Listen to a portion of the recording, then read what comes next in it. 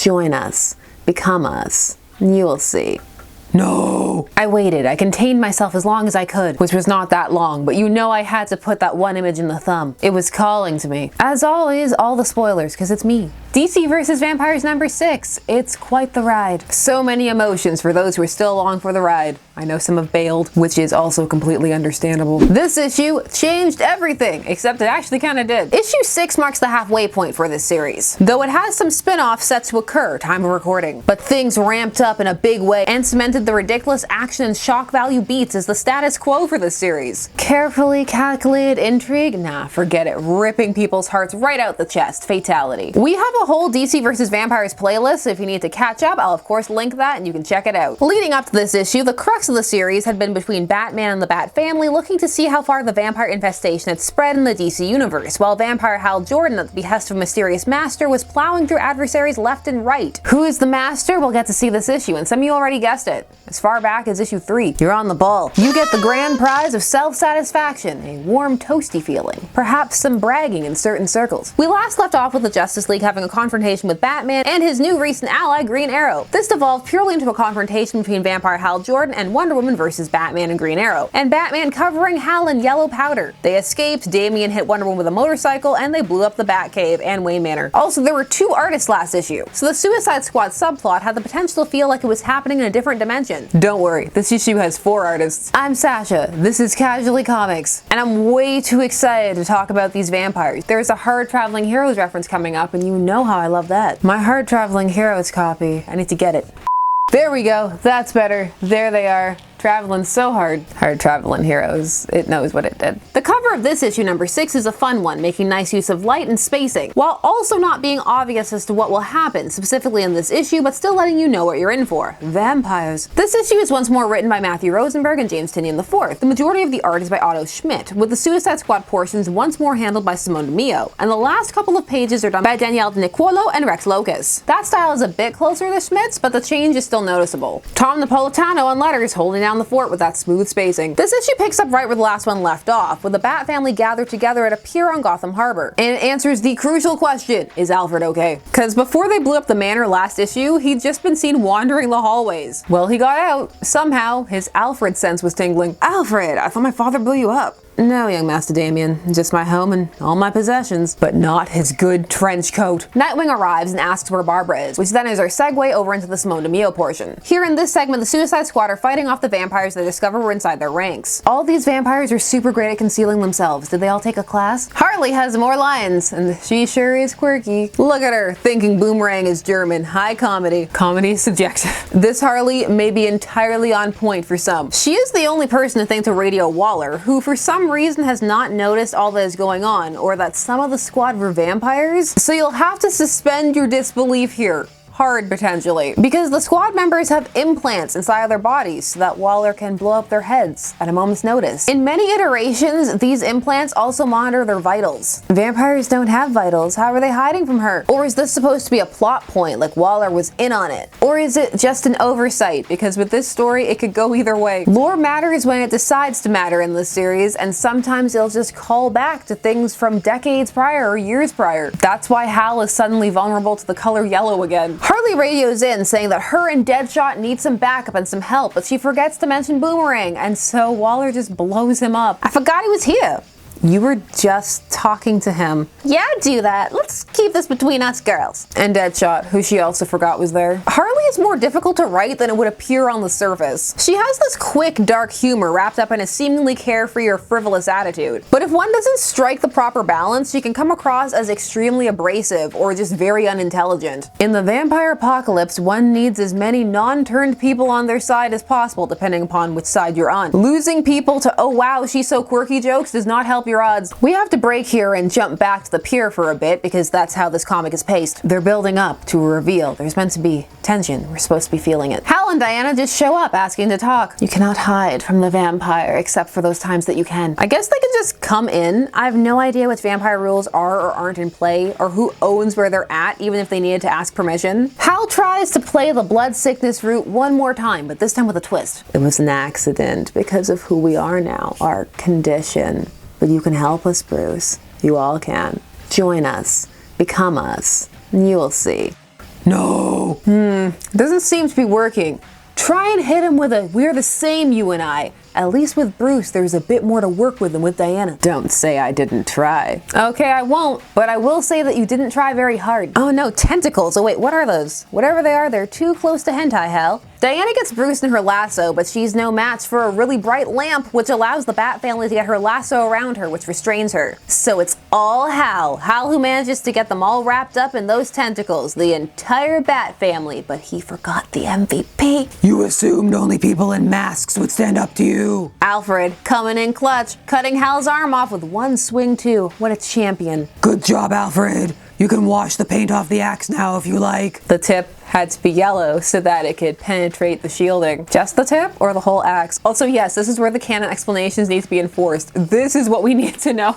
Nothing else. We need Hal's yellow weakness explained in detail. This fiery glow around him and Diana, it makes it seem as if the bright sun lamp has just lit them gently ablaze. Also, more blood for Hal. He's got an arm off. Anyway, back with the squad, they find the Joker's corpse. And my, what a nice drawing of Mr. J. But they also treat this as if it's really shocking. Like, gasp, he wasn't the Vampire King? Which apparently is something that is meant to have been a larger plot point or something that the audience is meant to have been thinking, or at least the characters seem to have been thinking, even though it only came up really once in issue 4. This is when Jason and Cassandra, Batgirl and Red Hood, found a card, a bloody Joker card, and it kind of seeded the idea, but apparently it was supposed to be a strong seed. It sprouted. We were supposed to be really entertaining this. I do remember in that video making a comment saying I really hope they didn't go that route, so this is a good panel for me. But enough of that. It's time for a heartfelt moment between Green Arrow and Green Lantern, predicated on the relationship in Hard Traveling Heroes. I need to feel the energy that was Ollie berating Hal. Oh well, so they turned Superman into a vampire off panel. So that question, they're just gonna sidestep it. He's a vampire now. You can feel some people throwing their hats upon the ground. Nay, nay I say. This Hal and Ollie moment is actually sweet. Let me go debrine myself. I want to see if any of my friend is still in there somewhere. It's me, it's Hal. I'm the same person as always, just changed, but it's me in here, Ollie. All my memories, our adventures together, all of it. We were the Hard Traveling Heroes. Go on. It's not gone, I promise you. That's what I was afraid of. The friend I loved like a brother is trapped in there. Hi, Ollie. We never actually established that changing altered your personality in any way. Although it can be assumed, but it was never firm. And even if he can't say it now, I know he couldn't live with what he did to Barry. This is for Barry. And this is for you.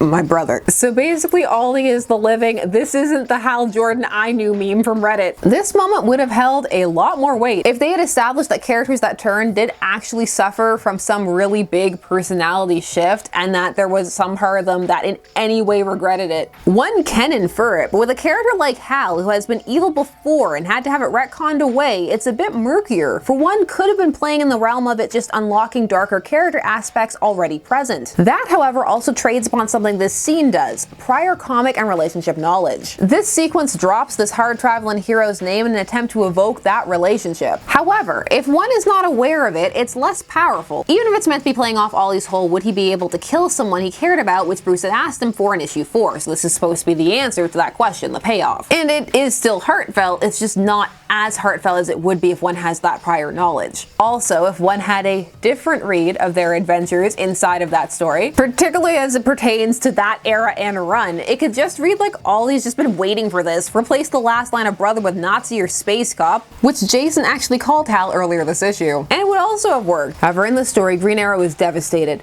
as am I, because Vampire Hal Jordan was a melodramatic gift to the world. Batgirl reaches out to tell the all-important knowledge that Joker wasn't the Vampire King, which again was apparently something people in this universe were really pulling for. And so she concludes the only person who could have fooled them is one of them. That's quite the conclusion. Way to jump on that Batfamily arrogance. She's right, of course, but it's still a bit of a leap given all the different characters that could have been chosen in the DC universe. It was Nightwing. I mean, he was one of the most attractive people there, and we're operating on hot vampire rules in this series. Nosferatu's GTFO. It's a shame. I like a good Nosferatu. Nightwing rips Bruce's heart out of his chest while also calling him father, which hurts so much. Canonical acknowledgements of Dick viewing Bruce as his father have increased over time, although there was a period story where they're pitting him and Damien against each other is biological versus not, which is a whole other thing. But it's not often that Dick refers to Bruce by any of those traditional names. But we get it here in this series while he's killing him. He was saving it for a special occasion, like being an evil vampire lord. I think it's time we both stop lying to our family, Father. I wish I could have turned you, but even if I had, I still never could have trusted you. Thumbnail image, and now I just want an AU of this AU, where the entire Bat family are vampires and Dick and Bruce are duking it out for vampire supremacy. Damien is devastated. This is the second supernatural AU where he's had to watch his father die. This is silly. I was better than all of you when I was still human. You could have just said no, Ollie. But I'm not sure we want you after what you did to Hal. Yeah, boo, hiss. Can Green Arrow blend somebody like a milkshake and then drink them? I don't think so. No trick arrow is gonna replace that. Tim tries to take on Dick, which causes him to loudly proclaim that he is Lord of the Vampires now, and also answer a question that some may have had. He was out during the day. We saw him. Hal had the explanation that he was using his ring to block the sun's rays, and it was actually one of the more clever things that was depicted in this series. So what's Dick's excuse? Funny thing, you spend so much time with your Bat family when you should have been looking out for your other family, Timmy. Please never call him Timmy again. Your dear Starfire. Your dear? Why not my dear? We couldn't turn her, but we found her blood had some interesting properties. So we're at the pulling explanations out of thin air part of the narrative. Starfire's blood can let Dick touch crosses and be out in the sun for short periods of time. Because it can. And also ingest holy water. Did he not drink it? I thought I saw him drink it. Let me go back and check if he drank it. No, I guess he didn't drink it, did he? Touché. Then, since he is our new hot lead vampire, he needs to do something to top Hal. Hal's been being so extra this entire series. How can you top the blender? He crushes Tim's head beneath his heel. It hurts so much more. You're dead, Grayson, you dead. I'll kill you. No, sadly you won't. Jason decides he needs to take him on, and their banter is pretty solid and ties back to the feelings of resentment they used to have for each other before they sorted it out. I always knew someday you'd screw up worse than anyone. Sounds like you've a lot of issues to work through. Luckily, you'll have centuries to do it. Jason does not want to join them, but Nightwing tries to force it. Last time, all you got when you came back from the dead were some unresolved daddy issues. This time's better, right? Yeah, now we can have some unresolved brother issues. Or not, because he has Ollie shoot him through the heart. Nightwing seems like he's supposed to be sad about this as he talks about how he just wanted one of his brothers with him. Was that too much to ask? But in the art, he just looks slightly bored. This is where the art shift happens, by the way. So is that meant to imply that Jason was his favorite brother? Press X to doubt, well, depending upon where we are in canon. Diana says Damien is still alive, and Dick says it's time to start the plan, which involved Superman reenacting Independence Day. You know, the more you ponder the sequence of events, there's a lot of missed opportunities here. Here's one. Nightwing and Clark have a very close relationship. It would have been very easy for Dick to get Clark alone. You can even pull from the canon where Dick gets the name Nightwing from the story Clark tells him. There was a time period where Clark was integral to Dick finding himself on his own away from Bruce. A soft scene where Dick calls Clark in under the guise of exploring this conspiracy that he thinks is uncovered, only to betray him? That would have been heart-wrenching. Tonight, we topple their seats of power that make them feel secure. Tonight, we burn their life-giving forests and jungles to the ground. Tonight, their heroes will discover that the war is already lost for them before they even knew it began. Whoa, stop, steel sighting! The world is ours now. The eternal darkness has begun. See you next month. No, hold on, there's a lot. It was a lot. When this series started, there was the potential for a bit more balance of the intrigue with the shocking reveals, deaths, and action set pieces. However, as it's gone on, it has veered more and more to the latter, which results in a bombastic and oft-times off-the-rails experience, but does not always deliver on all the concept could actually be. Lots of moments reveal how there could be things that were delved more into, or that this could actually be a lot more serious or emotional story. You could take this in an entirely different way and it would still work. It's a series of highs and lows, a continual need to suspend one's disbelief surrounding certain aspects of lore. What's in play, what's not in play, just let it happen.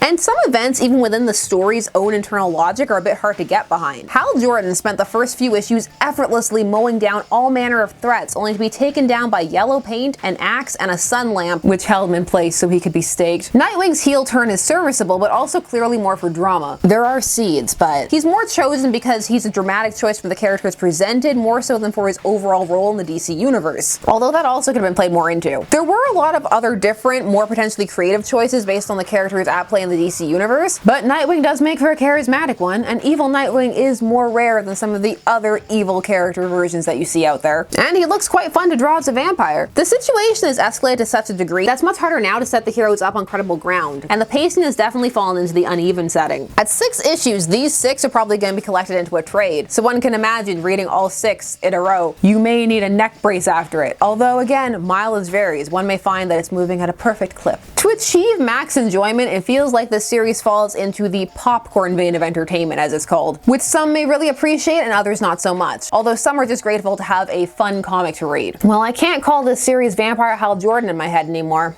I'll just have to call it Vampire Dick. It's a pretty adequate replacement. Man, there's so much more you could have done with the build-up and reveal of Vampire Nightwing. Nightwing infiltrating the Batfamily, Nightwing infiltrating the Teen Titans, Nightwing infiltrating the Justice League. There's a really interesting, dark, serious, not quite so over-the-top series lurking in an alternate universe somewhere. It intrigues me, but I definitely don't have time to write that fanfic. So let's end this as always with some questions. How do you think Corey's blood allows Dick to pretend to be a daywalker? Who do you think is Dick's favorite brother? Will you miss Vampire Hal as much as I will? Wasn't Jaina supposed to be playing an important part of this? Maybe she will later. Time of recording. Are you still on this journey with me? Tell me things down below. While you're down there, please do all the YouTube things. Like, share, comment, subscribe, and hit the bell notification so that you never miss a vid. Thanks so much for taking some time today spent discussing comics with me. I always appreciate it, and I will see you again soon. Bye-bye.